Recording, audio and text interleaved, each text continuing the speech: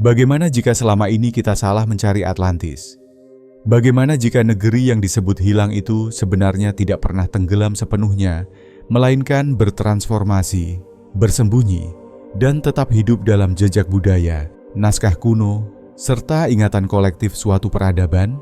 Bayangkan sejenak, Plato, seorang filsuf Yunani kuno, menuliskan kisah tentang sebuah negeri agung, maju, makmur, menguasai ilmu, energi, dan tata kosmos yang lenyap dalam satu malam akibat bencana besar. Sejak ribuan tahun lalu, para pencari kebenaran memburu Atlantis ke berbagai penjuru dunia, Samudra Atlantik, Mediterania, bahkan Antartika. Namun, bagaimana jika jawabannya justru berada di timur? Di wilayah yang sejak dahulu disebut sebagai tanah para dewa, negeri matahari terbit, dan pusat peradaban air. Nusantara, sebuah wilayah yang kaya akan gunung api, laut, hutan purba, dan tradisi spiritual yang sangat tua. Wilayah yang dalam banyak catatan kuno disebut sebagai tanah asal manusia beradab. Wilayah yang menyimpan jejak peradaban sebelum sejarah resmi ditulis. Apakah mungkin Atlantis adalah Nusantara? Ataukah Nusantara adalah pewaris terakhir dari peradaban yang dunia sebut sebagai Atlantis? Video ini bukan sekadar membahas teori sejarah. Kita akan menyelam lebih dalam, ke lapisan yang jarang disentuh buku pelajaran.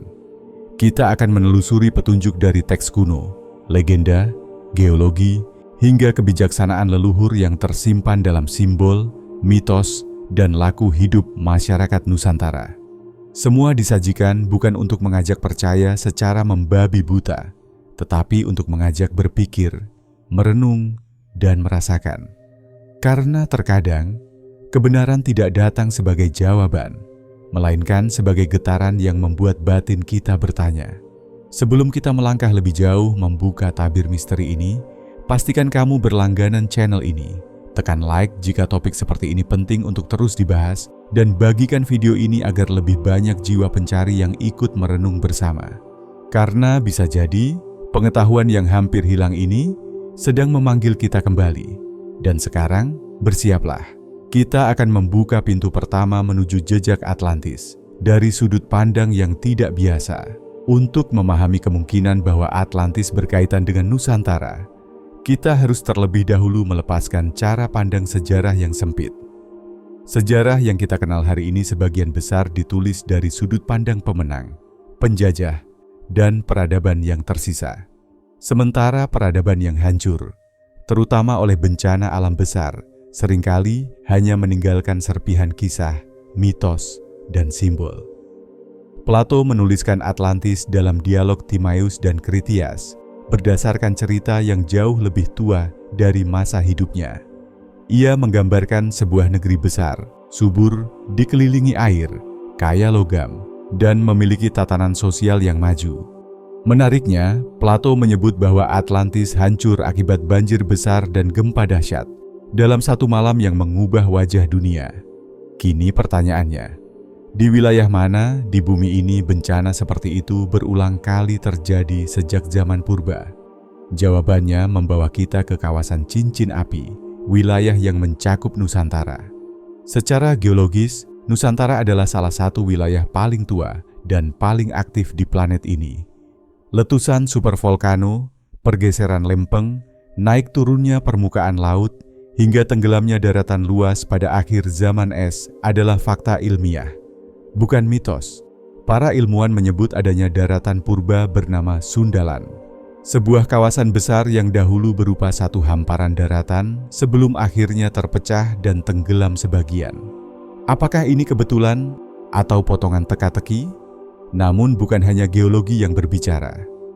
Dalam banyak naskah dan tradisi timur, tersirat kisah tentang peradaban awal manusia yang hidup selaras dengan alam dan kosmos. Dalam kisah-kisah leluhur Nusantara, kita menemukan konsep manusia sebagai penjaga keseimbangan, bukan penguasa mutlak. Pengetahuan diwariskan bukan melalui bangunan megah semata, tetapi melalui simbol, laku hidup, dan kesadaran batin. Disinilah makna filosofisnya menjadi dalam. Atlantis dalam banyak tafsir esoteris bukan hanya sebuah tempat, melainkan sebuah peradaban kesadaran. Peradaban yang runtuh bukan karena kekurangan teknologi, tetapi karena hilangnya keseimbangan moral dan batin. Ketika manusia melampaui batas, alam mengingatkan dengan caranya sendiri. Lalu mengapa pengetahuan ini seolah hilang? Karena peradaban yang bertahan bukan selalu yang paling bijaksana, tetapi yang paling kuat secara militer dan narasi. Pengetahuan timur sering dianggap mitos, sementara mitos justru menyimpan kebenaran yang tidak bisa diungkap dengan angka semata. Menariknya, jejak-jejak kebijaksanaan Nusantara masih hidup hingga hari ini, dalam falsafah hidup, dalam tata ruang, dalam hubungan manusia dengan tanah dan air. Mungkin bukan Atlantis yang datang ke Nusantara, melainkan Nusantara yang adalah sisa dari dunia sebelum dunia kita sekarang. Sebelum kita melangkah lebih jauh, saya ingin bertanya kepada kamu yang sedang menonton. Video ini sudah sampai ke kota mana saja? Tulis di kolom komentar nama kota atau daerahmu. Biarkan kita lihat sejauh mana getaran pengetahuan ini menyebar. Jika Atlantis benar-benar pernah ada, maka ia tidak akan lenyap tanpa jejak. Peradaban sebesar itu, dengan pengetahuan, struktur sosial, dan kesadaran kosmik, pasti meninggalkan bekas yang tertanam dalam memori umat manusia. Namun jejak itu tidak selalu hadir sebagai bangunan batu yang menjulang. Kadang ia bersembunyi dalam simbol, mitos, dan cara manusia memaknai hidup. Mari kita mulai dari satu pertanyaan mendasar. Mengapa Nusantara begitu kaya akan cerita tentang asal-usul manusia dan alam? Dalam banyak kisah leluhur Nusantara, terdapat narasi tentang zaman awal, masa ketika manusia hidup dekat dengan langit, bumi, dan air sebagai satu kesatuan. Laut bukan pemisah, melainkan penghubung. Gunung bukan sekadar tanah tinggi, melainkan poros antara dunia lahir dan batin. Ini selaras dengan gambaran Atlantis sebagai negeri maritim, dikelilingi air, dengan tata kota yang mengikuti hukum alam. Atlantis dalam cerita Plato digambarkan sebagai peradaban yang memahami geometri, arah mata angin, dan siklus kosmos. Menariknya, Nusantara juga mengenal konsep ruang sakral, gunung di tengah, air di sekeliling, dan manusia sebagai penjaga harmoni. Ini bukan kebetulan geografis, melainkan pola kesadaran. Sekarang kita masuk ke satu konsep penting, pengetahuan sebelum tulisan. Banyak orang beranggapan bahwa peradaban maju harus meninggalkan catatan tertulis yang masif. Namun di wilayah tropis seperti Nusantara, media tulis rapuh, daun, kayu, dan kain mudah hancur oleh waktu. Maka pengetahuan diwariskan lewat cara yang lebih halus, melalui tembang, simbol, arsitektur, dan laku hidup. Bayangkan Atlantis sebagai peradaban yang mengerti bahwa pengetahuan paling berbahaya jika jatuh ke tangan yang salah. Maka ia tidak disimpan dalam buku, melainkan dalam kesadaran kolektif. Ketika bencana besar datang, daratan tenggelam, tetapi ingatan berpindah ke anak cucu, ke tradisi, ke pola hidup yang selaras dengan alam. Disinilah Nusantara menjadi menarik. Banyak tradisi lokal menekankan keseimbangan antara atas dan bawah, panas dan dingin, lahir dan batin. Bukan dominasi, melainkan keselarasan.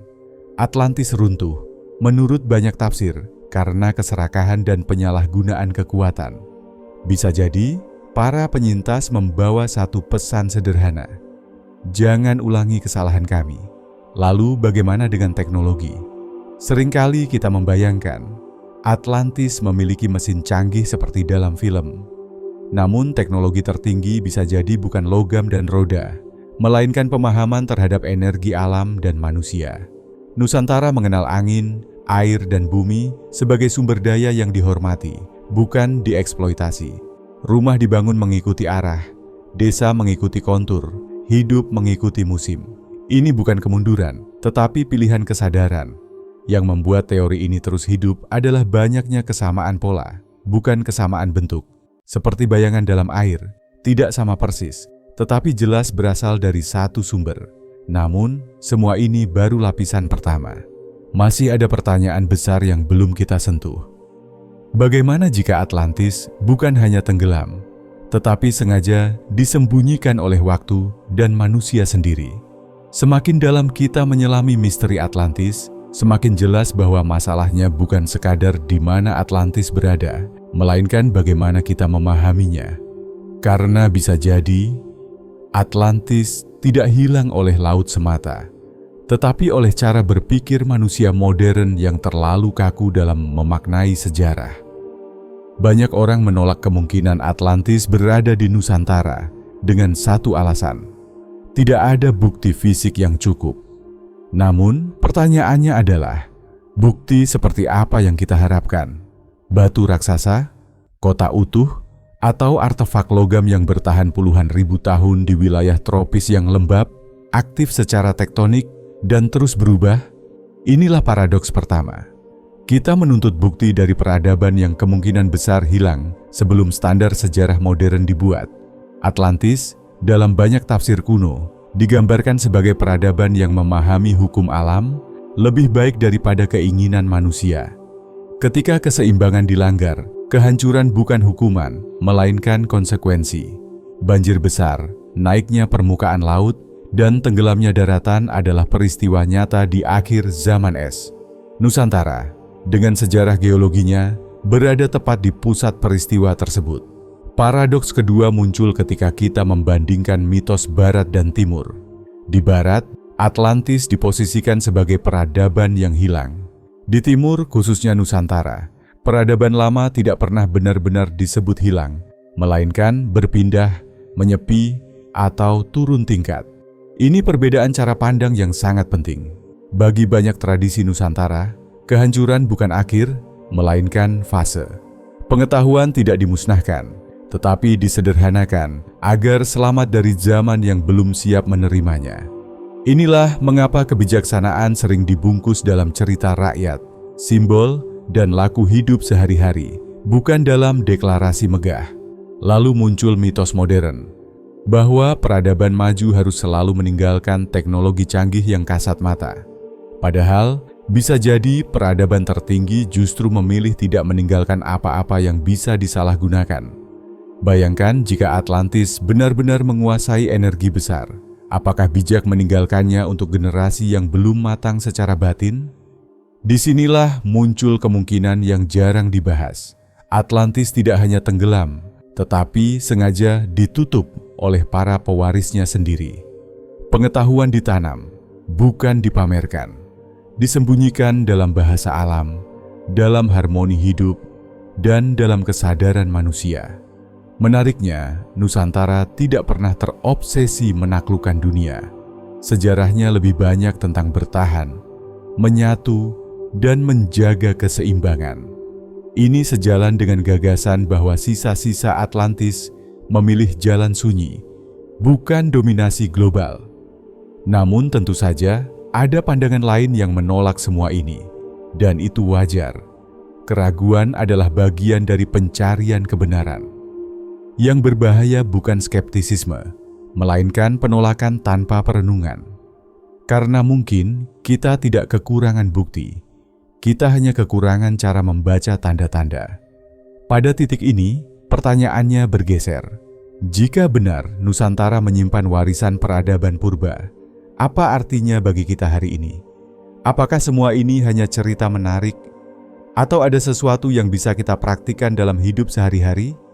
Jika pemahaman tentang Atlantis dan Nusantara berhenti sebagai wacana sejarah, maka ia hanya akan menjadi cerita menarik yang berlalu begitu saja.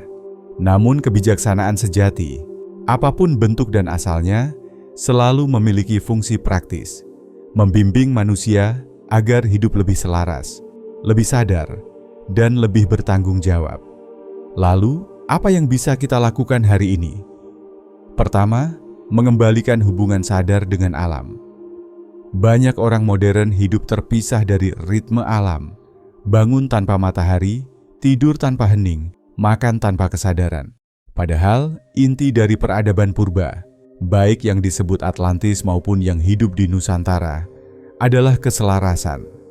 Mulailah dengan hal sederhana, menyadari arah matahari terbit dan terbenam, merasakan perubahan cuaca, dan menghormati air serta tanah sebagai sumber kehidupan, bukan sekadar objek pemakaian. Ini bukan ritual rumit, melainkan latihan kesadaran. Kedua, membersihkan pusat batin dari keserakahan dan keangkuhan. Atlantis dalam banyak tafsir runtuh bukan karena kurangnya ilmu, tetapi karena hilangnya adab. Ilmu tanpa kebijaksanaan adalah beban. Dalam praktik sehari-hari, ini berarti belajar menahan diri. Tidak selalu ingin lebih, tidak selalu ingin menang, dan tidak merasa paling benar. Keheningan batin adalah teknologi tertua yang dimiliki manusia. Luangkan waktu untuk diam, tanpa gawai, tanpa distraksi, dan amati pikiranmu. Disitulah peradaban sejati dimulai. Ketiga, menyelaraskan niat sebelum tindakan. Leluhur Nusantara percaya bahwa niat adalah arah, dan arah menentukan akibat. Sebelum bekerja, berbicara, atau mengambil keputusan besar, tanyakan pada diri sendiri. Apakah ini membawa keseimbangan, atau justru kekacauan? Pertanyaan sederhana ini dapat mengubah cara kita menjalani hidup. Keempat, membaca simbol, bukan hanya data. Manusia modern terlatih membaca angka, tetapi lupa membaca tanda. Peradaban lama berbicara melalui simbol. Gunung sebagai keteguhan, air sebagai kelenturan, angin sebagai perubahan. Latih diri untuk melihat makna di balik peristiwa. Tidak semua hal perlu dijelaskan secara rasional. Sebagian perlu direnungkan, namun ada satu peringatan penting. Menerapkan kebijaksanaan lama bukan berarti menolak zaman modern. Justru sebaliknya, ini tentang menjembatani ilmu dan adab, teknologi dan batin. Kesalahan terbesar adalah terjebak romantisme masa lalu tanpa pemahaman mendalam. Ingat, bukan tempatnya yang penting, Atlantis atau Nusantara, melainkan pesan yang ditinggalkan.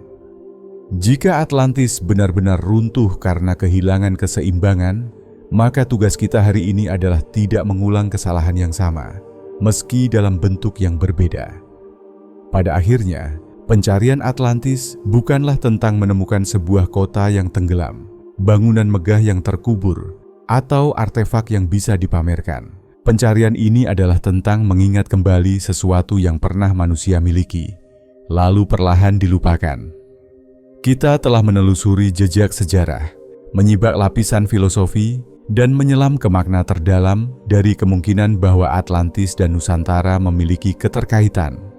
Bukan sebagai klaim mutlak, bukan pula sebagai dogma baru, tetapi sebagai cermin. Cermin yang memperlihatkan bahwa peradaban bisa maju secara lahiriah, namun runtuh secara batiniah. Bahwa ilmu yang tinggi tidak menjamin kebijaksanaan, dan kekuasaan tidak selalu sejalan dengan kesadaran. Jika benar Nusantara menyimpan warisan peradaban purba, maka warisan itu bukanlah kejayaan fisik, melainkan cara hidup. Cara memandang alam sebagai mitra, bukan musuh. Cara memahami bahwa keseimbangan lebih berharga daripada dominasi. Cara menyadari bahwa manusia hanyalah bagian kecil dari tatanan besar yang telah ada jauh sebelum kita lahir. Atlantis mungkin tenggelam oleh air, namun yang lebih berbahaya adalah ketika manusia tenggelam oleh kesombongan. Maka pertanyaan terpenting bukan lagi, benarkah Atlantis adalah Nusantara? Melainkan, jika kita mewarisi kebijaksanaan lama itu, apakah kita siap menjaganya? Atau justru, seperti peradaban sebelumnya, kita akan mengulang siklus yang sama, hingga alam kembali mengingatkan dengan caranya sendiri. Video ini tidak dimaksudkan untuk memberi jawaban final. Ia hadir sebagai undangan untuk merenung, membuka ruang batin, dan melihat sejarah bukan hanya ke belakang, tetapi ke dalam diri. Karena mungkin Atlantis tidak hilang di dasar laut, melainkan sedang menunggu untuk dikenali kembali dalam kesadaran manusia. Jika pembahasan ini menggugah pikiranmu, tekan like, berlangganan channel ini, dan bagikan video ini kepada mereka yang juga gemar mencari makna di balik sejarah. Tulis pendapatmu di kolom komentar, setuju, ragu, atau memiliki sudut pandang lain. Karena pencarian kebenaran tidak pernah selesai. Ia hanya berpindah dari satu kesadaran ke kesadaran berikutnya. Dan barangkali pencarian itu kini berada di tangan kita.